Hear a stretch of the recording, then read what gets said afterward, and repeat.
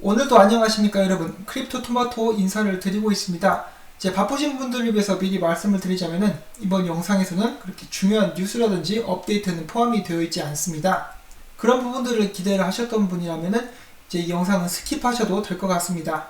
다만 제 생각 조금 그리고 관련 소식 업데이트들을 준비를 해봤습니다. 자, 지금 보시면은 비트코인 살짝 주춤한 모습을 보여주고 있고 비트코인 따라서 다른 암호화폐들 모두 흔들리고 있는데 그 와중에 바이낸스 코인만 이렇게 열심히 올라가고 있는 그런 모습이 보여지고 있습니다. 일단 오늘은 그렇게 특별한 소식은 없었고요. 하지만 최근에 있었던 소식들에 대해서 제가 잠깐 드릴 말씀도 있고 그 이외에는 사람들이 가장 많이 문제 삼고 있는 것에 대해서 잠시 이야기를 해보려고 합니다. 자, 첫 번째, 어제 센탄더 뱅크의 원페이 FX에서 XRP가 사용되고 있다라는 말이 나와가지고 많은 사람들을 이렇게 두근두근하게 만들었었죠. 근데 제가 어제 잠깐 언급을 해드렸다시피 이 헬프데스크에서 일하시는 분들은 그렇게까지 중요한 정보를 알 수가 없습니다. 그리고 이제 공개적으로 발표도 하지 않고 이렇게 사람들에게 이야기를 한다. 더욱이 상상하기 힘든 그런 일이기 때문에 제가 이렇게 제대로 정식적으로 공식적으로 정보가 나오기 전까지는 발표가 나오기 전까지는 큰 기대를 하지 않겠다라고 말씀을 드렸었는데 오늘 정정 트윗이 나왔습니다. 그래서 우리가 실수한 것이다. 엑스커런트랑 헷갈렸다. 뭐 이런 식으로 이야기를 하고 있습니다. 아쉽지만 뭐 다음 기회를 기다려 봐야겠죠. 자, 그리고 또한 이런 의견도 있었습니다. 센탠더 뱅크 같은 경우도 해외 송금에서 얻는 수익량이 굉장히 많기 때문에 한마디로 수수료를 많이 뗀다라고도 볼 수가 있겠죠. XRP를 사용하게 되면은 이런 부분에 대해서 어느 정도 수익률이 감소할 수밖에 없다. 그래서 그들의 라이벌들이 더 낮은 가격으로 센탄더 뱅크를 압박하기 전까지는 XRP 및 XRP 사용을 기대하기 힘들 것이다 라는 의견이 있었습니다. 만약에 그 의견이 타당하다라면은 그 순간은 그렇게 멀지 않았다라고 생각을 합니다. 기존의 큰 은행들 외에도 수많은 송금 및 지불 업체들이 블록체인 기술을 사용함으로써 굉장히 싼 가격의 서비스를 이렇게 제공을 하고 있죠. 물론 원페이 FX에서도 엑스커런트를 사용을 하고 있지만은 곧 있으면 더 좋은 업그레이드된 그런 서비스가 필요할 시기가 올 것이라고 이렇게 말씀을 드리고 싶습니다. 자, 그리고 어제 있었던 소문 중에는 원페이 FX 뿐만 아니라 바로 이 코발트에 관련된 것도 있었습니다. 어떤 사람들이 코발트 업그레이드가 마무리가 되어서 지금 상용화가 되었다라고 이렇게 이야기가 했었고 또 커뮤니티 내에서 많은 소문이 퍼졌었는데 이제 직접 개발자가 나와서 이야기를 하고 있죠. 아니다. 코발트는 이제 마무리가 되지 않았고 코발트 업그레이드가 마무리된다라고 하면은 정말 공식적으로 발표가 나올 것이기 때문에 그런 체인지가 있을 때, 변화가 있을 때 사람들은 알 수 있게 될 것이다 라고 이렇게 이야기를 하고 있습니다. 그리고 또한 코발트 업그레이드 되기 전에, 업데이트 되기 전에 밸리데이터로부터 이렇게 투표도 받아야 된다라고 하기 때문에 그리고 그 투표가 이제 찬성적으로 돼야 사용이 되는 것이겠죠. 자, 아무튼 이러한 이유들로 제발 좀 진정하고 헛소문 내지 말고 조금만 침착하게 좀 있어라 라고 이렇게 이야기를 하고 있습니다. 저 같은 경우도 사실 공식적으로 나온 정보 아니면은 일단 다 찌라시 취급을 해서 여러분들께 이렇게 말씀을 드리고 있죠. 제가 이런 부분들에 대해서 앞으로도 이렇게 계속 주의를 할 그런 생각입니다.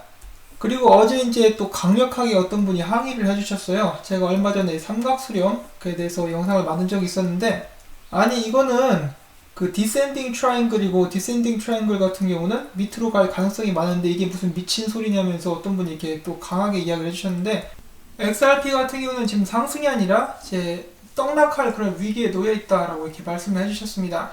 자, 그래서 이 차트 같은 경우는 많은 사람들이 각자 다양한 의견을 가지고 있죠. 지금도 이제 XRP 차트를 좀 보시면은 좋게 보시는 분들도 있고 이제 안 좋게 보시는 분들도 계시는데 일단 쌓여진 호재들도 굉장히 많았었고 그리고 또한 저번에 불장 가기 전에 한번 크게 오르기 전에도 이제 차트 모습이 비슷했었다라고 합니다.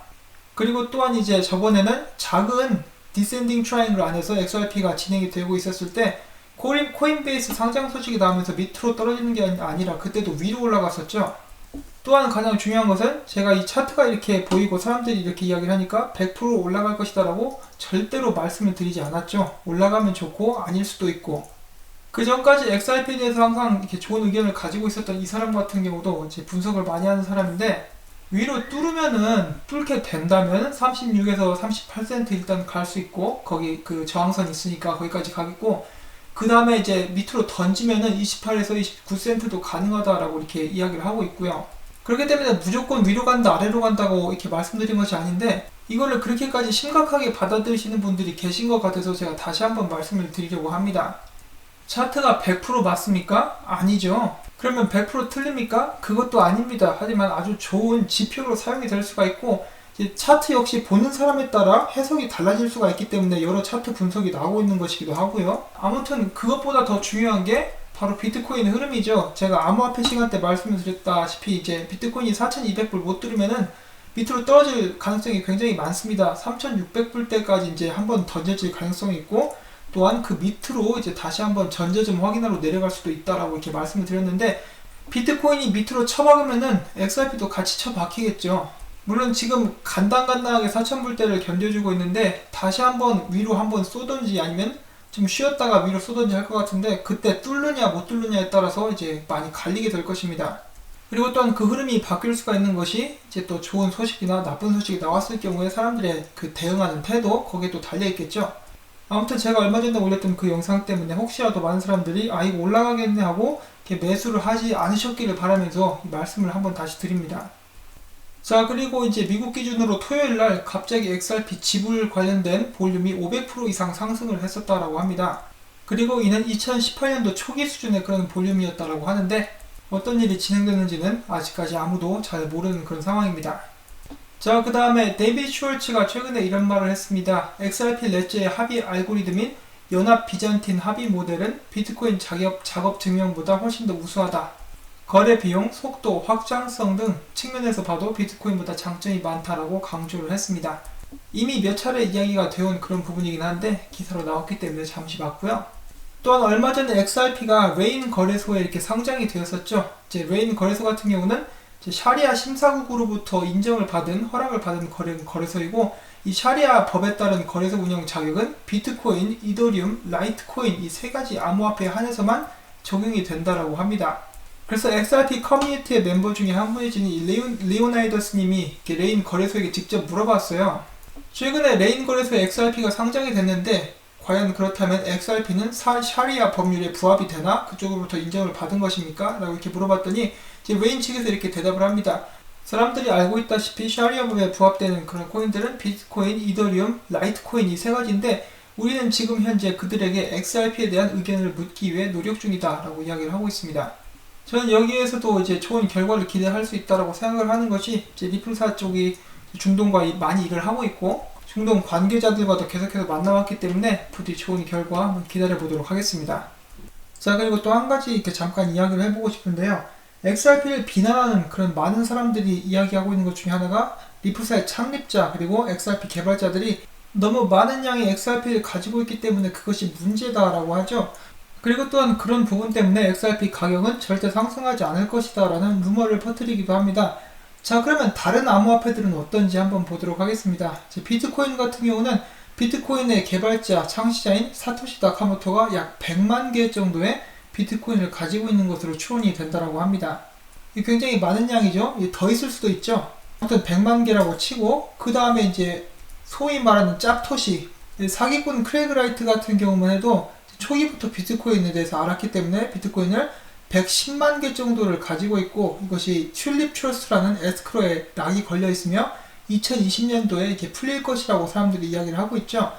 또한 이 물량에 대해서는 이것은 사실 마운트복스에 속한 것이다, 어쩐 것이다 이렇게 말이 많은데, 아무튼 그가 이 정도를 들고 있다라고 합니다. 그러니까 이제 자기가 비트코인을 멸망시킬 수 있을 것이다, 그런 말도 자신감 있게 하는 것이겠죠. 자, 그래서 크레이그와 사토시 둘이 합치면은 이제 210만 개 정도가 되죠. 그리고 전체 비트코인이 2100만 개가량이라고 합니다. 둘이서 이제 거의 10분의 1 정도 들고 있는 것인데, 이 사람들 말고도 초기 개발자들 비트코인 굉장히 더 많이 들고 있겠죠. 자, 이것은 이 수량은 적습니까? 많습니까? 제 생각에는 많은 것 같은데, 이것에 대해서 이야기를 하거나 이것 때문에 비트코인을 비난하는 사람들은 거의 찾아볼 수가 없죠. 자, 그럼 이더리움 잠깐 보도록 하겠습니다. 이더리움 같은 경우는 이제 2018년 10월 기준으로 이더리움을 36만 개 가지고 있다고 합니다. 자, 그리고 다른 개발자들도 역시 많이 가지고 있겠고, 조셉 루빈 같은 경우는 몇 개인지 검색해봐도 나오지도 않습니다. 얼마나 많이 가지고 있는지 모르겠는데, 이 스위스 다보스 이제 행사 기억하시죠? 여기서 이제 조셉 루빈이 있고 빵형이 있는데, 이때 나왔었던 이야기 중에 하나가 이제 리플사에서 XRP를 많이 들고 있다. 그런데 빵형이 이야기하기를 적어도 우리는 모든 것을 투명하게 공개를 하고 있다. 그러는 너네들은 컨센서스는 얼마나 투명하냐라고 말했을 때 조셉 루빈 아무 말도 못했죠. 이 사람은 이제 거래 자체를 전부 다 이렇게 불투명하게 관리를 하고 있는 그런 상황입니다. 몇 개를 들고 있는지 몰라요. 하지만 어마어마한 양을 들고 있겠죠. 자, 그 다음에 비탈릭 같은 경우는 스타트업 3곳에 이더리움을 깜짝 기부를 했는데 그때 물량이 3억 원 월치였습니다. 그때 당시에 시장 하락 때문에 많은 개발자들이 곤란을 겪고 있었던 그런 시기였습니다. 그때 이 이더리움을 받았으니까 이제 시장에 내다 팔았겠죠. 전기세도 내고 개발료도 내고 이제 월급도 줘야 되니까. 그냥 어떻게 보면은 이제 좋은 일 한 거지만은 냉정하게 봤을 때는 시장에 던졌다라고 봐야겠죠. 자, 그런데 이 초기 개발자들 물량 그리고 이렇게 팔고 던지는 거, 조셉 루빈 이제 아무것도 이제 공개적으로 이야기하지 않는 거, 이것에 대해서 문제 삼는 사람들이 있습니까? 예, 없죠. 그냥 오로지 리플사만 못 잡아먹어가지고 안달인데 저는 왜 그런지 좀 궁금합니다. 자, 그 다음에 계속해서 리플사의 임원들이 XRP를 던진다 막 이런 이야기가 나오고 있죠. 그리고 제드 맥켈럽은 리플사 임원 아니에요. 다시 한번 또 말씀을 드리는데 리플사 임원이 절대 아닙니다. 자, 그러면은 제가 지난번도 잠깐 이렇게 소개를 해드렸었던 그것에 대해서 잠깐 보도록 하겠는데, 여기는 이 사람 라이트코인의 창조자인 찰리 리입니다. 자, 여기도 나와있죠. 본인 소유의 라이트코인을 전액 매도하다. 이때가 2017년 12월 21일. 그러니까 이제 전고점, 최고점에서 가지고 있는 라이트코인을 싹 다 팔아버린 거죠. 자, 그런데 지금 이것에 대해서 이야기를 하거나 문제 삼는 사람들이 있습니까? 이 사람 이제 찰리리 같은 경우는 최고점에서 팔고 지금 또 사서 들고 있죠. 그렇지만 아무도 찰리리를 비난하지 않습니다. 자기 거 자기가 팔았는데 사실 비난할 게 뭐가 있겠습니까? 자, 그런데 리플사 같은 경우는 이제 임원들 지갑에서 XRP 이동 조금만 보여도 물량 던진다, 시장에 버린다. 역시 리플사는 XRP를 팔아먹고 있다. 뭐 이런 식으로 이야기가 나오고 있죠. 그리고 뭐 사정에 따라서 이제 XRP를 직접 갖다 팔 수도 있겠죠. 자기 거 자기가 판다는데 이제 다른 사람이 뭐라고 하는 것도 좀 이상하긴 한데, 만약에 이 사람들이 전고점에다가 이제 대부분의 자신들의 물량을 털었으면은 제가 이제 그런 의견들에 대해서, 의혹들에 대해서 이제 부정을 할 수 없겠지만은 일단은 그렇게 하지 않았죠. 그리고 전 직원이었던 바베이라든지 그런 사람들을 보면은 직원들이 더 잘 알고 있어요. 나중에 XRP 가격 올라갈 거라는 거. 그런데 지금 갖다 던질 이유도 없겠죠. 리플사 같은 경우는 XRP를 파는 것에 대해서 감추려는 의도도 전혀 없고요. 판 물량을 XRP 관련된 계획을 수립하는데 이렇게 사용을 하고 있습니다. 자, 아무튼 이런 부분들도 제가 좀 답답해가지고 영상으로 이렇게 한번 만들어 봤고요. 오늘 영상은 딱히 어떻게 여러분들께 도움이 될 수 있었는지 사실 잘 모르겠습니다. 자, 그리고 마지막으로 잠깐 보여드리고 싶은 것이 있는데, 바로 인도 이제 대법원이죠. 대법원에서 암호화폐 관련된 청문회를 3월 29일 날 열 수 있는 가능성이 있다라고 하네요. 여기 이렇게 나와 있는데 최종 날짜라든지 시기는 올해 이번 주 초에 이제 발표를 하게 될 것이라고 합니다. 이제 관련돼서 좋은 소식들이 나올 수 있기를 한번 기대를 해봐야겠죠. 오늘은 그렇게 중요한 정보라든지 그런 게 나온 날은 아니었습니다. 그럼에도 불구하고 시청해주신 여러분들께 진심으로 감사를 드리고요. 혹시라도 영상이 유익하셨다면 언제나 그렇듯이 구독과 좋아요 그리고 광고 시청을 처음부터 끝까지 꼭 부탁을 드리고 싶습니다. 저는 다음에 또 새로운 소식 가지고 여러분들을 찾아뵙도록 하겠습니다. 안녕히 계십시오.